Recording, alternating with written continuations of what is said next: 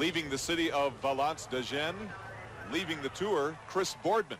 He told us he probably wouldn't finish this year, but in this race, sometimes rookies retire. It's a bit weird, actually, that you spend 3 weeks totally getting your head kicked in, and when it's time to stop, it's really difficult. But it was an agreement we made. I'm starting to get tired. Now it's time to start concentrating on the World Championship. Thanks for all the support I've had. It's been absolutely fantastic. And next year, I want to be back here looking to try and do something in the overall. Chris, we can't wait. Rest of the riders still trying to prove they belong in that house on the hill. Big group broke from the peloton earlier, but now at 138 miles in, a four-man group led by Massimo Garotto leads by 3 minutes. Here's Phil and Paul. Now here we have Pantani indicating he wants something. Well, we can't get much closer to that to see if the problem's his wheel. It's a very strangely cramped style, Paul. Well, that's the style of a climber. This man has really got a turbo engine when the road tilts upwards. He was fantastic in the Tour of Italy this year. He came from absolutely nowhere in the overall standings, and he took 2 stages and then moved up to 2nd place as well. Fantastic rider, a big revelation of the Tour of Italy, but I'm not so sure that he's going to be a big rider in the Tour de France this year. This is his first Tour de France, and I think he's come here to try and discover what it's all about. But the race he rode in the Tour of Italy may well pay. You see now he's waited for the team car to come up here, and it looks to me as if he's going to change a bike. Now I wonder if he's changing to a special bike for the climb. It may well be, because it doesn't appear to be anything wrong with that other bicycle. He could well have ridden a normal bicycle for the first part of the stage here, and now changed to one with slightly longer cranks for the climb, with a slightly lighter frame. But there was no panic at all there. He waited for the team car to come up. His teammates knew it may well have been a pre-planned move. Yes, indeed. And what a superb change it was, Paul. That bike was off the back of that car before you could blink an eyelid.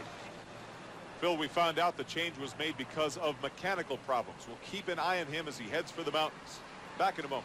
4 kilometers left in stage 11, a 4-man breakaway led by Massimo Garotto has a lead of about 2 minutes on the main field. Here's Phil and Paul with the call. Indurain actually looks to me as though he's giving his orders from 4 men back there to his team, as we see the time check coming up here to 1 minute and 56 seconds. Yeah, that looked a little bit like Jose Uriarte, who was just looking back there to Indurain to find out exactly what he wanted to do, and it looks to me as if Miguel still wants to leave it up to the other teams. He's quite satisfied to let the Once team do the work and also the Mapei class team do the work at the moment. This is Steven Rooks, the Dutch champion. He took that title on the Sunday before the Tour de France started. And if he's found his old form, Paul, who knows? He's the first Dutch rider to win the King of the Mountains title in the Tour de France a few years ago. And he's positioned himself well at the front of the race here. Well, this is Diaz-Zabala with the yellow helmet at the front for the Once squad. A really good rider, a strong worker for the team. He's been excellent for them over the last few years, and if we can just get in there close enough to him, you can see that the Once team are also using a communication system, just the same way as the Motorola team have been doing, to relay his messages directly back to the team manager's car, and they have a two-way system which is built into that helmet there. Eric Breukink also, his 4th pink jersey down the line, taking closer order at the front too, and then behind all the Benesto team are beginning to gang up on the race. Slipping through on the left of our picture, I think we've got Tony Rominger also moving up with the Mapei team. This is going to be quite a charge up the mountain. And nobody knows this climb because in the winter time, riders who went to see it found they couldn't get up it because it was blocked by snow. And so they only know what people have been telling them. Well, we've now come up the climb. It starts very steeply, it shallows out, it finishes very steeply, and at times it is very, very narrow. And that's what's going to be the dangerous thing for the riders approaching here at the moment. I can tell you one thing, that the riders are starting to get very, very nervous, and they're moving up all the time to try and stay in the top 15 or 20 places so that they're up near the front, out of danger. But it's very difficult when we get onto the smaller road, and that's when people will take risks to try and move up 1 or 2 places to be in a nice place. And the leaders are looking a little bit ragged now as we race along the flatlands of the Route Nationale 21. And very shortly, you can see the hills now on the left. The Pyrenees are with us, and the riders will be swinging left and starting the climb not very far off now. It's about 13 kilometers of climbing to come. And in those 13 kilometers, the riders climb an elevation of 1,000 meters. That really is a steep ascent.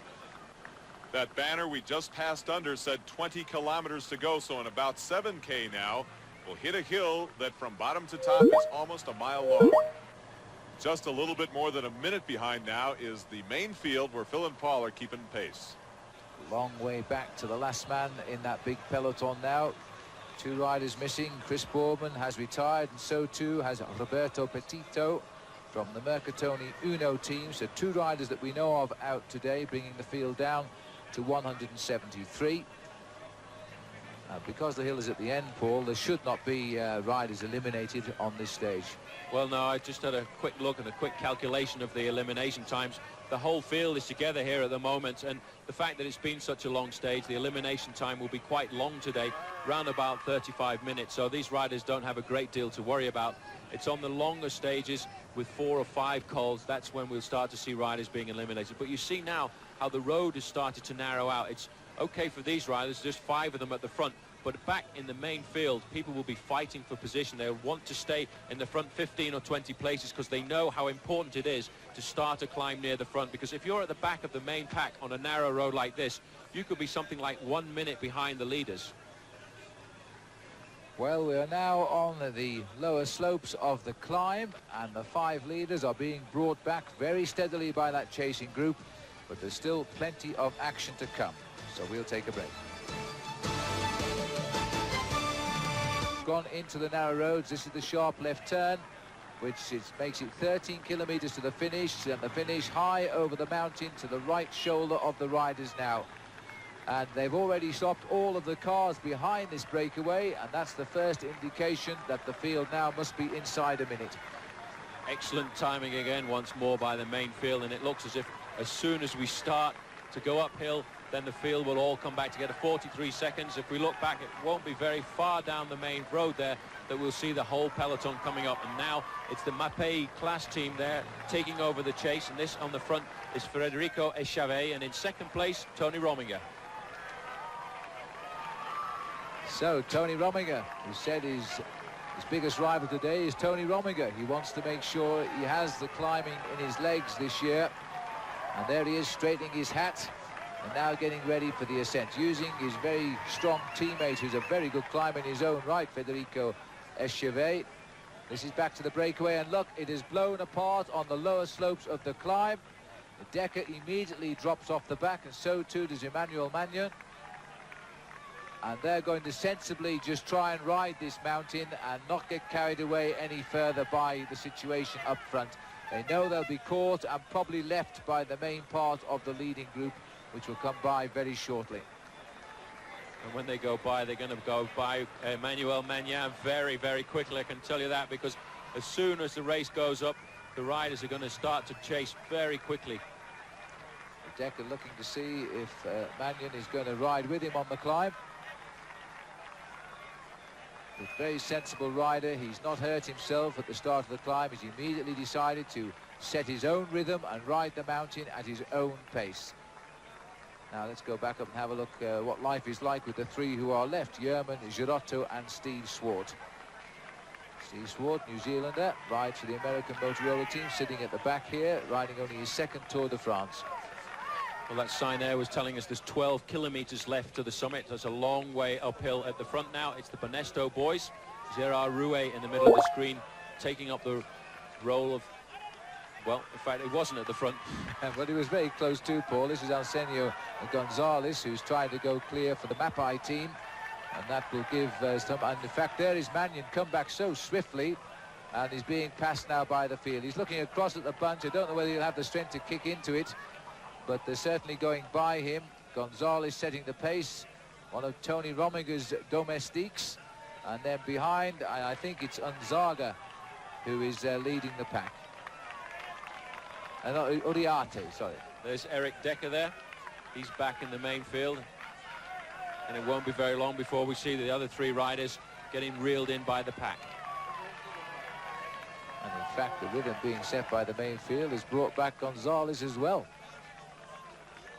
This is a steep section of the climb, and it goes on for a couple of kilometers before it levels a little bit. And as you can tell now by the pace set by the climbers, that big field is already splitting up. To stage 11 of the Tour de France. We understand that Claudio Chiappucci, a great climber and a favorite for today's stage, has fallen back. Marco Pantani, another Italian nicknamed Elephantino, and if you get a look at his ears, you know why, is now out in front. Here's Phil and Paul. Here we go back to the front, and Pantani has flown, but he's almost 15 minutes behind overall. He may take 1 or 2 minutes, but no more, so he's a man that Indurain will not necessarily chase. But it certainly looks now as though the attack by Pantani and the consistent rhythm here set at the front is thinning out the big bunch. And as you say, Paul, it looks to me as though Banesto may well have lost the majority of their team in this front group. Well, Miguel Indurain really is very isolated there. It's 18 seconds the lead here. Pantani is holding over the chasing group, but there doesn't seem to be much of a chase at the moment. Indurain is not panicking, though. All he has to do is wait for the other members of that small group that's forming there to start chasing Pantani if they want to go for the stage victory. He's calculating his race. He's a very calm and collected man. He's holding the cards on the table. And here you can see that, in fact, it's very difficult to see where Tony Rominger is, because I haven't spotted Rominger for the last few minutes either. And he came up very early on, but seems to have dropped away again. I don't see any Mapai riders up here at the minute. And that may be why we saw Indurain looking over his shoulder. He might have been searching to see if Rominger had made the decisive split there.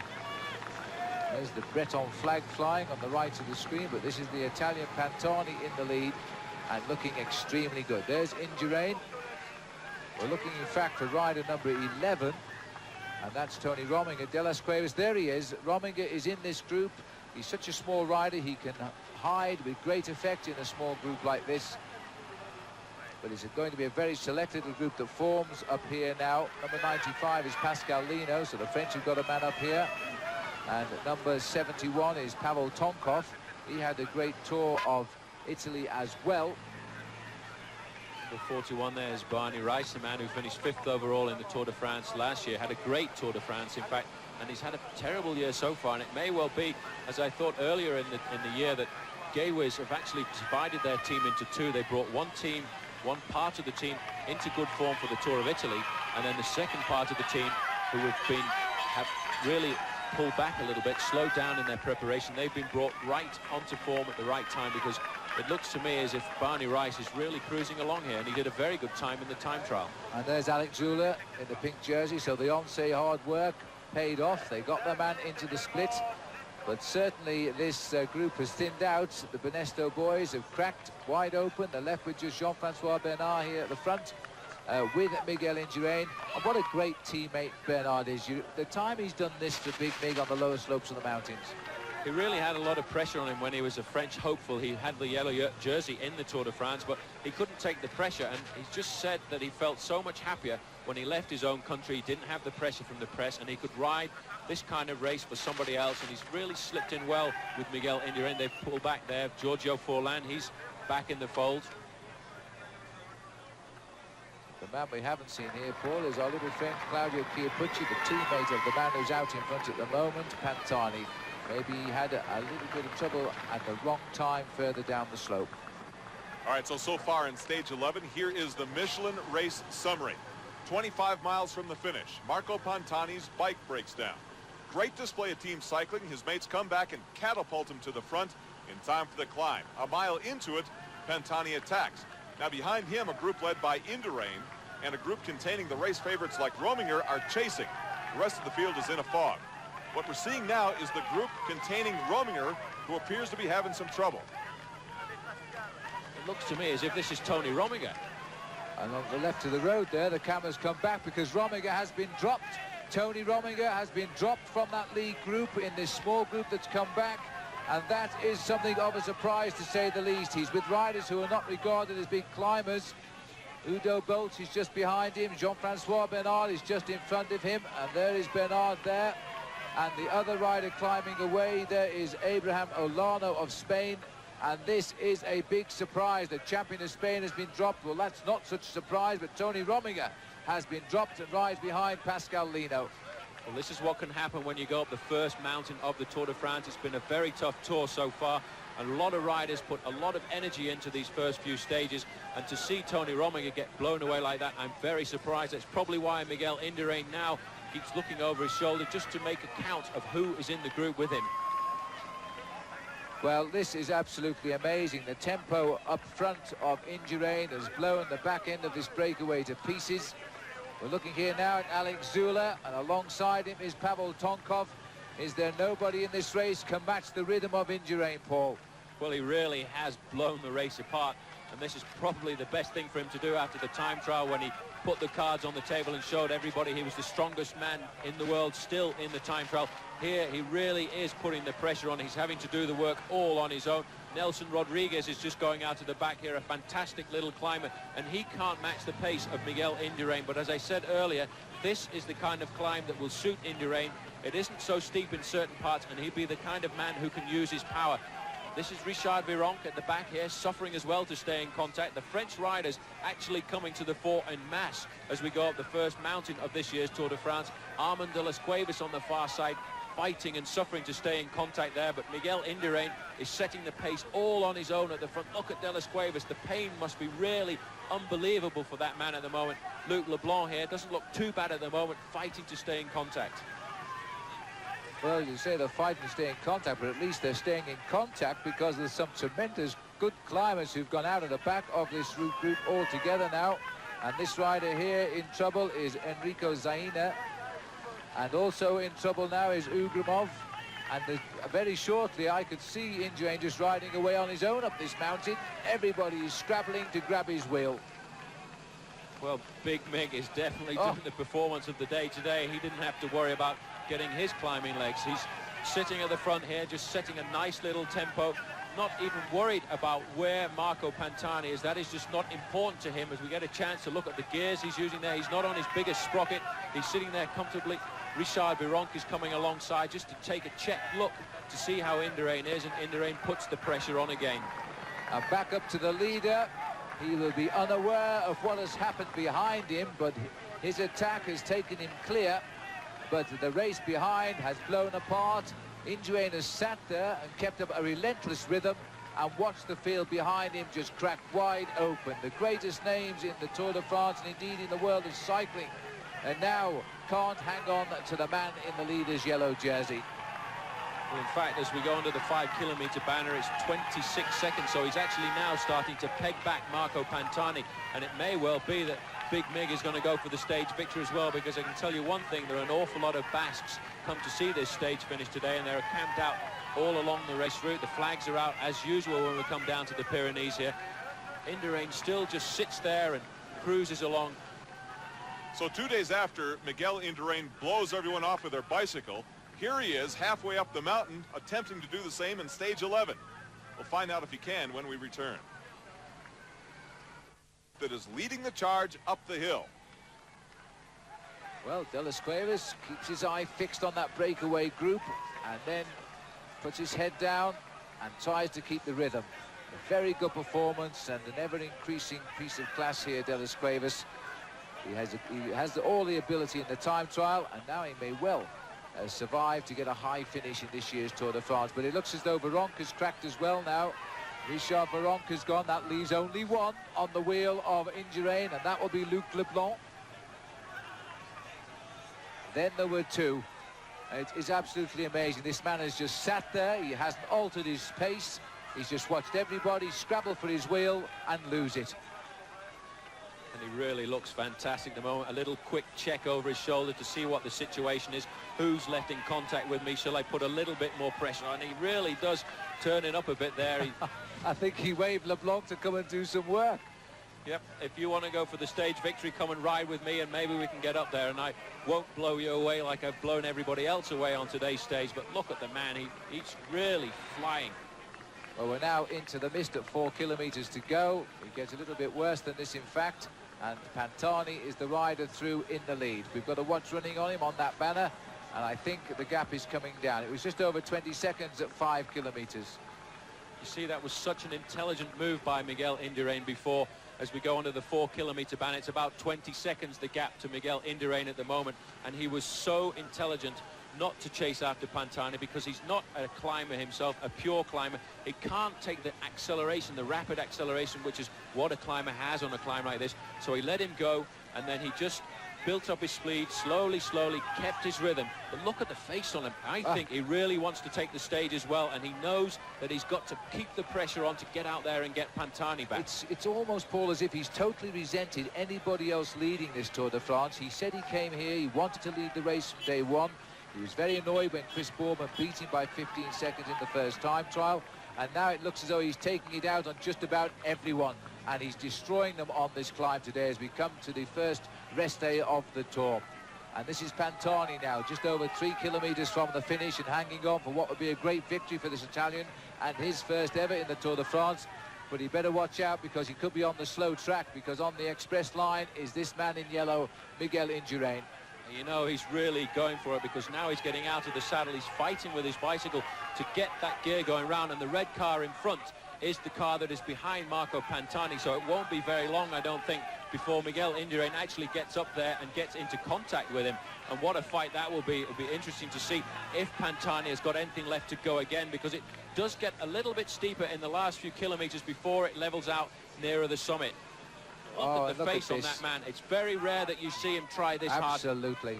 You can see the sweat running down his cheeks there, and he doesn't always put this sort of heart into it because there's still a long way to go in this year's Tour de France, and mountains much worse than this still to come.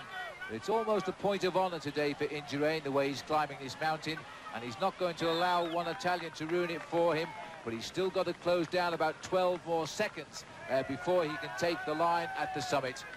Indurain, riding his 10th Tour de France, has already won 10 stages over those 10 tours, and now he's trying for his 11th and his 2nd this Tour. There's the Basque flag under the 3-kilometer banner now for Pantani. So close, and yet behind him and coming so quickly is Indurain. And I'll tell you, it's about 15 seconds on the line now, and just behind that red car, Miguel Indurain is racing up to catch Marco Pantani, and it's going to be very close. Pantani is an excellent climber, but Indurain is really fighting now, because normally you would see him sitting down, setting a nice tempo. This pace now that Indurain is setting is the killer instinct. He really wants to get this stage. Well, in the mist, and that might be to some advantage of Pantani. Out of sight can be out of mind. Indurain knows he's up there somewhere, but under normal circumstance he might be able to see him, but because the mist is down to about 150 yards, he won't see him, and that could be the advantage to the Italian. And look at this, Paul. Leblanc has come through and giving him a hand now. The only man on the mountain today who could do that. Well, this could be the year of Luc Leblanc. He's had a tough time over the last couple of seasons with injury, bad knees. He rode a great Tour of Spain this year, taking the King of the Mountains competition, as well as finishing 6th overall, and he's the only man who's been able to stay with Miguel Indurain, and now he's actually working with him, so that's great for Luc Leblanc. Could be the revelation that the French have been looking for, the renaissance of French cycling. Well, strain your eyes in the mist and you'll see a little man in white in the mist there. That's Pantani, and Leblanc has given Indurain a little bit of help here now, and Pantani may pay the price for that. More cycling in a moment, better as he can, but Big Mig is right over his shoulder. Look at the relentless pursuit behind as Pantani is being closed in on by Indurain. And you know, Paul, I think Leblanc may now be in trouble after making that turn at the front. He may well be, but this is what Marco Pantani is finding out today, that the Tour of Italy is not the Tour de France. You can ride away from the main field in the Tour of Italy, but there's much more at stake when you come to the Tour de France, and Indurain really fighting here. It's very rare that you see himself put himself through something like this for a stage victory, but he really wants to get back there, but he can't quite get the last 20 meters, but there it is. It looks now as if the junction is about to be made, and it may well be that Luc Leblanc has enough left to surprise Indurain at the top. But I tell you what, I think this man would definitely like to get the stage victory, because he didn't win a big mountain stage last year. They were both taken off him by Tony Rominger, and he just goes straight by. He's gone straight by. There are no superlatives left to describe Indurain, but Luc Leblanc has gone. He's gone at the minute Indurain came up, and that will upset Indurain, because he was wanting this stage, and he's made that clearly obvious. And now Luc Leblanc has attacked at the very moment Indurain caught Pantani. A good tactic. Well, that was a fantastic move, and I'm surprised to see that Leblanc is still here, but obviously at the peak of his form at the moment, because he's got the gap on Indurain. It's about 15-20 meters at the moment. Indurain couldn't respond to that attack. He's not able to react to a climber's attack, but he's getting out of the saddle, he's fighting back. This won't be very long before we see the 1 kilometer banner to go, and Luc Leblanc has got the gap on Miguel Indurain at the moment. Well, he didn't get the stage win down in the Dodon, but he's now going to try and get the stage win here on the climb of Hautacam above Lourdes. Well, you know, it's quite easy for a climber to get the gap on somebody like Miguel Indurain, but it isn't easy to keep the gap. And it looks to me as if Leblanc had the explosion to get clear, but he doesn't have the power to stay clear of Miguel Indurain, because Indurain is still eating his way back into the lead that Luc Leblanc has got there. You see, he's just cruising along, going to get him back. And if he can peg him back, I don't know that Leblanc has got much left to take it. Well, the spectator there was giving him all of the encouragement to keep going. This certainly is the big effort now coming from Leblanc, and it's an even bigger one from Indurain, who is determined to grab that wheel before he goes into the mist, and he's coming at him like a cannonball. And once he gets on, he's going to sit in that slipstream and say, don't try that one again. And he'll wait until the last possible moment, and that acceleration has shook off Pantani. Well, that's one of the most dramatic attacks I've seen by Miguel Indurain. He's fighting to get back up to Luc Leblanc. You know, he really wants this stage. I can almost feel the want that he needs to get this stage. Luc Leblanc looking over his shoulder now, realizing that Indurain is extremely strong. If these two men come to the line together, I think Big Mig is going to take it. Amazing the way he got rid of Pantani, but Pantani had been at the head of affairs for quite a while, and now Marco Pantani, he tried, and I thought he had a chance of getting that victory there, but he's got blown away as well. Well, I've never seen Indurain in all of his tours ride like this.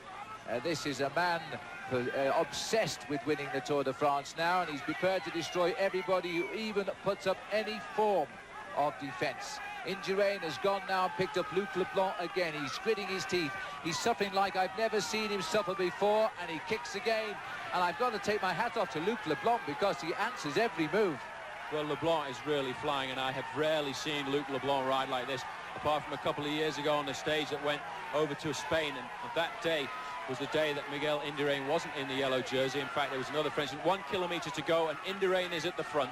Well, there's the kite, and Indurain has destroyed the field in the Tour de France today, except for one man. The former champion of France is tucked in behind him here, Luc Leblanc, and Leblanc is not going to let Indurain out of his sight. You think he can recover and take him on the line? Well, Leblanc is a good climber, and he has got an explosive finish, but the problem is that the finish here actually levels out a little bit, and it should give Miguel Indurain a chance to beat the little Frenchman. But Leblanc really has given everything today. He's tried to get rid of Indurain, and he's recovering a little bit in his wheel now, and I'm sure that he will push him all the way to the line. But I've rarely seen Miguel Indurain ride like this. The face that he's got at the moment is the mask that I've seen very rarely on a man like this. He really, look at him. I feel it's incredible to see how hard he's trying. Well, it's absolutely wonderful too to see such a great athlete at the height of his career do what he's done today. He just kept a tempo that destroyed that break one by one, and only Leblanc has gritted his teeth and hung on, had the cheek to attack him. Indurain came back and answered that, and Leblanc is going again. Now can the big Miguel Indurain grit his teeth one more time and take the wheel of Leblanc?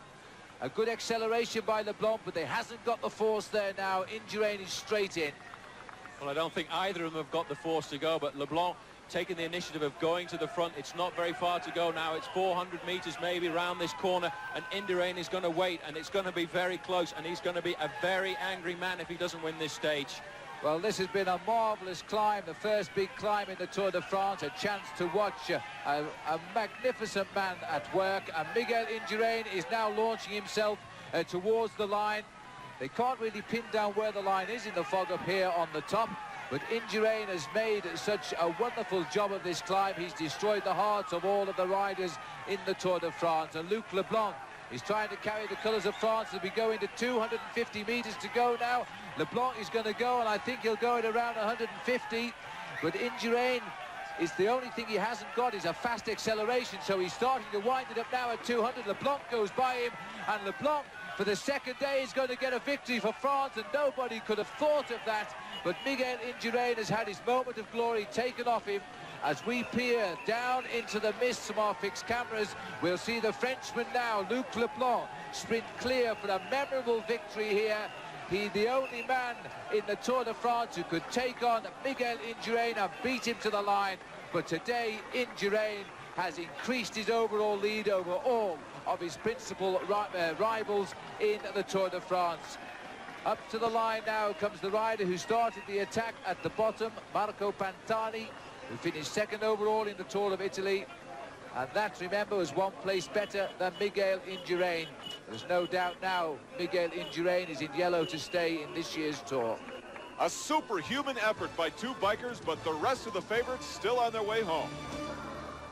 But yesterday, Jackie Durand, and today, Luc Leblanc have France saying fantastique. Racers still on the course. Next man to finish gets fourth. And sprinting it out all by himself for fourth place, Richard Virenque coming out of the mist, which is getting even worse as we speak here on the finishing line. And down there in the Merck, Richard Virenque takes fourth place, 1 minute and 6 seconds behind. Some other racers on the course. Tony Rominger, you see right here, pushing toward the finish line. Phil and Paul have the call. And now the little shadow on the left who crosses the line. 2 minutes, 21 seconds down is Tony Rominger. Well, he's lost almost the same gap. He was behind Indurain overnight. He was down 2:28, and in just one climb, he's lost 2 minutes, 21 seconds today. And certainly all hope of winning this year's Tour de France. Well, Phil, one of the greatest sprints to the finish this sport has ever seen. Luc Leblanc, the first man up the mountain, in 6 hours, 58 minutes and 4 seconds, only 2 seconds ahead of Indurain, something we'll remember forever. Rominger 16th, Armstrong 64th, and Andrea way back 145th. Now, Claudio Chiappucci, who you'll see coming around the corner here, he's just inside to the left, the man pushing up his sunglasses. Stomach problems as well. These guys will sometimes take in 10,000 calories a day. He didn't eat a single morsel. Very tough day for Claudio Chiappucci. This is the way they stand overall. Miguel Indurain literally ripped the field to pieces today. He now leads Tony Rominger by almost 5 minutes. De Las Cuevas is in third. Lance Armstrong currently in 20th overall. How did he do today, and how does he feel? I have to say I'm really disappointed. So I had hoped for better and hoped to be stronger, but I just didn't have the legs. How much more can Miguel Indurain do? He isn't satisfied with 3 yellow jerseys overall. He's here to get number 4.